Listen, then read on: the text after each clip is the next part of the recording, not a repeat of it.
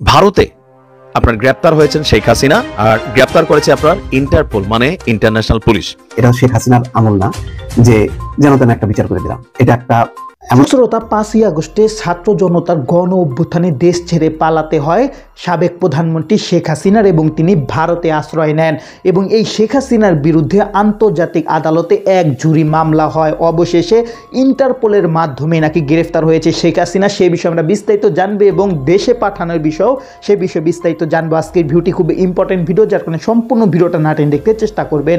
তো কথা না বাড়ির জন্য আমরা ভিডিও মূল আলোচনা চলে যাই। ভিডিও মূল আলোচনা চলে যাওয়ার আগে আপনার কাছে আমার ছোট করে একটু আপনি প্রত্যেক মুহূর্তের আপডেট পেতে চাইলে অবশ্যই চ্যানেলটি সাবস্ক্রাইব করে দেবেন এবং পাশে থাকা বেল আইকনটি ক্লিক করে দেবেন, তাহলে প্রত্যেক মুহূর্তের আপডেটগুলো সবারই পৌঁছবে আপনার কাছে। দর্শক, কথা না বেরিয়ে চলুন আসলে ঘটনাটি তাহলে বিস্তারিত দেখে আসি।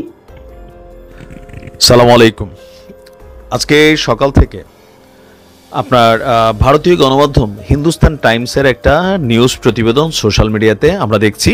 আমাদের গণমাধ্যমে এই খবরটা আসছে যে ভারতে আপনার গ্রেপ্তার হয়েছেন শেখ হাসিনা, আর গ্রেপ্তার করেছে আপনার ইন্টারপোল মানে ইন্টারন্যাশনাল পুলিশ।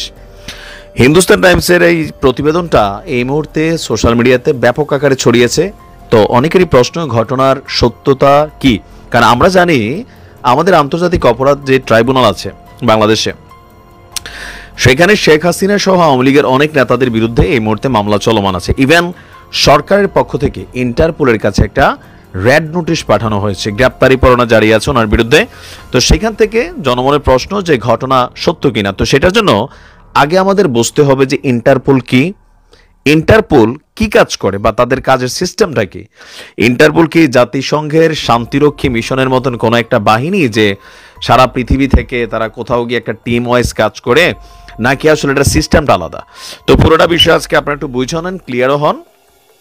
প্রথমত শেখ হাসিনার গ্রেপ্তারের যে বিষয়টা আপনার হিন্দুস্তান টাইমসকে কোট করে যে নিউজটা আসছে, এটা মূলত গুজব। শেখ হাসিনাকে ইন্টারপোল গ্রেপ্তার করেনি, এবং কি ভারতে থাকা অবস্থায় শেখ হাসিনাকে ইন্টারপোল গ্রেপ্তার করতেও পারবে না। কারণ ইন্টারপোল এমন কোনো বাহিনী বা টিম না যে পৃথিবীর 10টা দেশ থেকে 10 জন পুলিশ বা 100 জন পুলিশ একটা হেলিকপ্টার নিয়ে, উড়োজাহাজ নিয়ে বা পানির জাহাজে করে তারা ভারতে চলে গেল, গিয়ে তাদেরকে গ্রেপ্তার করে নিয়ে আসলো। তো আসুন দেখি আগে ইন্টারপোল কি, কেন চাইলেই ইন্টারপোল এই মুহূর্তে শেখ হাসিনাকে ভারতে থাকা অবস্থায় গ্রেপ্তার করতে পারবে না।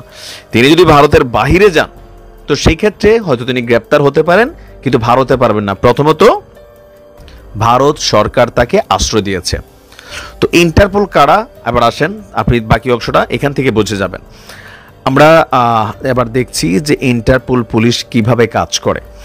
তো ইন্টারপোলটা হচ্ছে আপনার বেসিক্যালি সারা পৃথিবীর যেই রাষ্ট্রগুলো আছে এদের মধ্যে অধিকাংশ রাষ্ট্রই এই ইন্টারপোল বিশ্বের বৃহত্তম একটা আন্তর্জাতিক পুলিশ সংস্থা।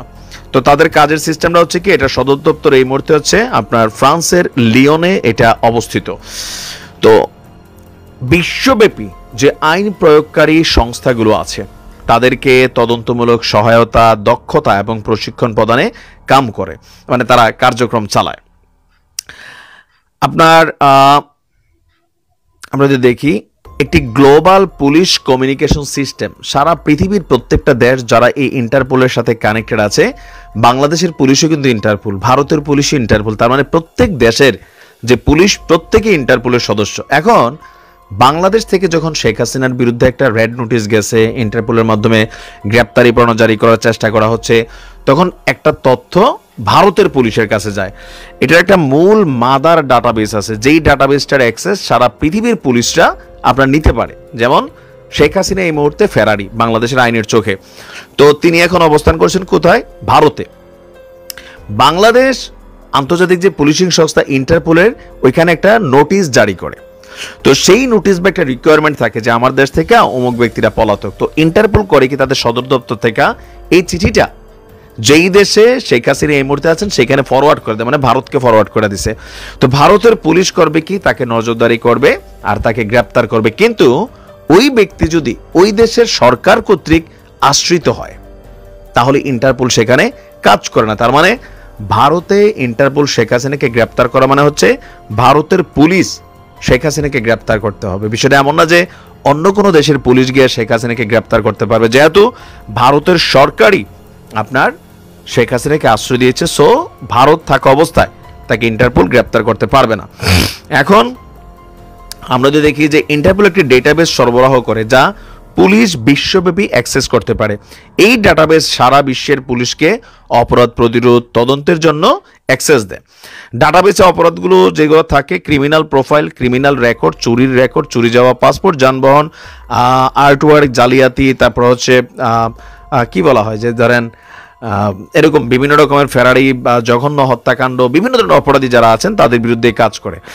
তো এটা আসলে বিশদ একটা আলোচনা, আমি খুবই সংক্ষেপে আপনাদেরকে বোঝানোর চেষ্টা করছি যে ইন্টারপোল চাইলেই ভারত থেকে শেখ হাসিনাকে গ্রেপ্তার করে বাংলাদেশে আনতে পারবে না, যদি না ভারত সরকার স্বেচ্ছায় শেখ হাসিনাকে ফেরত না দেয়। তো গুজবে গুজবে কাটাকাটি চলছে ফেসবুকে এই মুহূর্তে। যারা আওয়ামীপন্থী তারা ডক্টর ইউনূসকে নিয়ে নানান ধরনের গুজব ছড়াচ্ছে, যারা ডক্টর ইউনূসপন্থী তারা শেখ হাসিনাকে নিয়ে। তো দর্শক, আপনার এই ভিডিওটি দেখলেন, ভিডিও দেখে যদি আপনার কোনো মন্তব্য থাকে তাহলে অবশ্যই কমেন্ট বক্সে কমেন্টে আপনার মূল্যবান মন্তব্য জানিয়ে দেবেন। দর্শক, এখন আমরা পরবর্তী আরেকটি ভিডিও দেখব যেটাতে আমরা আরও কিছু তথ্য আমরা জানতে পারবো। দর্শক, চলুন আমরা সেই বিষয়ে বিস্তারিত দেখে আসি। আন্তর্জাতিক অপরাধ ট্রাইব্যুনালের মামলা জটিল, তাড়াহুড়া করা যাবে না, টবি ক্যাডম্যান। তার মানে অনেকেই ভাবছিল যে খুব দ্রুত বেগে এবছরই বিচার হয়ে যাবে, তারপরে নির্বাচন, এমন কথাবার্তা অনেকেই ভাবছিলেন। কিন্তু বিষয়টা অত সহজ না, আইনগত ব্যাপার আছে, যাতে আইনে কোনো ফাঁকফোকর না থাকে। এটা শেখ হাসিনার আমল না যে যেন তেন একটা বিচার করে দিলাম। এটা একটা এমন একটি আদালত যা বলা হচ্ছে আন্তর্জাতিক নিয়ম কানুন মেনে যাতে এই বিচার নিয়ে কোনো প্রশ্ন না উঠতে পারে সেভাবে এগোতে হবে। তো সুতরাং বিষয়টা অত সহজ না। এই ট্রাইব্যুনালের কার্যক্রমের প্রতি আন্তর্জাতিক সম্প্রদায়ের দৃষ্টি আছে, যারা আইন বিশেষজ্ঞ আন্তর্জাতিক পর্যায়ে তারাও দেখছেন। টবি ক্যাডম্যান তেমনই একজন। ফলে তিনি বলছেন যে এই মামলা জটিল, ট্রাইব্যুনালের মামলা জটিল, তাড়াহুড়ো করা যাবে না, তাড়াহুড়ো করতে গেলেই ভুল হবে এবং বিতর্ক হবে। তাহলে বিচার চলমান থাকা, সংস্কার চলমান থাকা এবং একই সঙ্গে নির্বাচনটা করে ফেলা, এই সিদ্ধান্তটা যদি না নেওয়া হয় এটা আত্মঘাতী হবে। কবে বিচার শেষ হবে, কবে সংস্কার শেষ হবে, এগুলো একটা লম্বা প্রসেস। মানে ততদিন কি নির্বাচন থামিয়ে রাখা উচিত না, এটা রাজনৈতিক নেতৃবৃন্দকেই সিদ্ধান্ত নিতে হবে। বলা হচ্ছে আন্তর্জাতিক অপরাধ ট্রাইব্যুনালের মামলাগুলো খুবই জটিল বলে উল্লেখ করেছেন চিফ প্রসিকিউটরের বিশেষ পরামর্শক টবি ক্যাডম্যান। তিনি মনে করেন ট্রাইব্যুনালের মামলায় সময় লাগবে, তাড়াহুড়ো করা যাবে না। এই সময় ট্রাইব্যুনালের বিদ্যমান আইনি কাঠামোয় প্রয়োজনীয় পরিবর্তন আনতে হবে বলেও তিনি মনে করেন। সোমবার দুপুরে আন্তর্জাতিক অপরাধ ট্রাইব্যুনাল প্রাঙ্গণে সাংবাদিকদের সঙ্গে কথা বলেন টবি ক্যাডম্যান। এই সময় তার সঙ্গে ট্রাইব্যুনালের চিফ প্রসিকিউটর মোহাম্মদ তাজুল ইসলাম সহ অন্য প্রসিকিউটররা ছিলেন। প্রথমবারের মতো আন্তর্জাতিক অপরাধ ট্রাইব্যুনালের বিচার কাজে অংশগ্রহণ করতে পেরে সম্মানিত বোধ করছেন টবি ক্যাডম্যান। তিনি বলেন, প্রসিকিউটর ও তদন্ত সংস্থার সঙ্গে সময় কাটাচ্ছেন এবং প্রতিনিয়ত তথ্য প্রমাণ দেখছেন। ট্রাইব্যুনালের বিদ্যমান আইনি কাঠামোয় প্রয়োজনীয় পরিবর্তন আনার বিষয় নিয়ে কয়েকদিন ধরেই তারা আলাপ করছেন। বিষয়টি নিয়ে সরকারের সঙ্গেও আলাপ করবেন।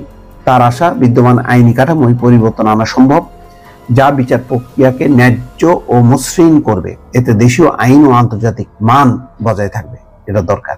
একজন সাংবাদিক প্রশ্ন করেন, ক্ষমতাচ্যুত প্রধানমন্ত্রী শেখ হাসিনার বিষয়ে ভারত নীরব আছে, এখন প্রসিকিউশন ও সরকার কি করতে পারে?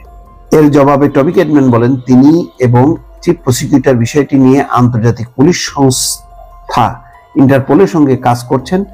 বাংলাদেশের পররাষ্ট্র মন্ত্রণালয় শেখ হাসিনার প্রত্যর্পণ চেয়েছে। এই বিষয়ে ভারত যাতে ইতিবাচক সাড়া দেয় সেই জন্য দেশটির উপর অবশ্যই চাপ দিতে পারে বাংলাদেশ সরকার।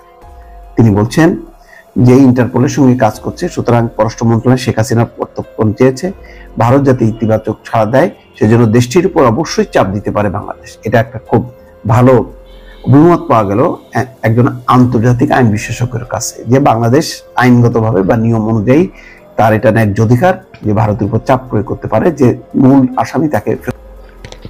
তো দর্শক, আপনার সম্পূর্ণ ভিডিও দেখলেন। সম্পূর্ণ ভিডিও দেখে যদি আপনার কোনো মন্তব্য থাকে তাহলে অবশ্যই কমেন্ট বক্সে কমেন্টে আপনার মূল্যবান মন্তব্য জানিয়ে দিবেন। দর্শক, কথা বলতে বলতে আমরা ভিডিও শেষ পে চলে এসেছি। ভিডিও শেষ কপিটি শেষ করার আপনার কাছে আবার অনুরোধ করছি, আপনার প্রত্যেক মুহূর্তের আপডেট পেতে অবশ্যই চ্যানেলটি সাবস্ক্রাইব করে দেবেন এবং পাশে থাকা বেল আইকনটি ক্লিক করে দেবেন, তাহলে প্রত্যেক মুহূর্তের আপডেটগুলো সবারই পৌঁছবে আপনার কাছে।